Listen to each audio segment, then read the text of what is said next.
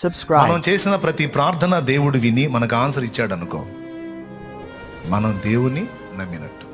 మన నమ్మకం, మన విశ్వాసం కార్యసిద్ధి కలిగించి మనకు అడిగిన వాటన్నిటికీ జవాబులు వచ్చినాయి. మనం అడిగిన వాటికి జవాబులు రాకపోగా దెబ్బ మీద దెబ్బ తగులుతున్నట్టు, ఏబు ఇంట్లో కలిగినట్టు వరుస శ్రమలు కలిగినాయి అనుకో,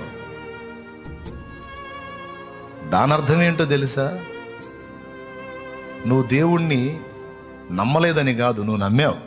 అయినా శ్రమలు వస్తున్నాయి, అయినా ఇబ్బందులు వస్తున్నాయి, అయినా దెబ్బ మీద దెబ్బ తగులుతుంది.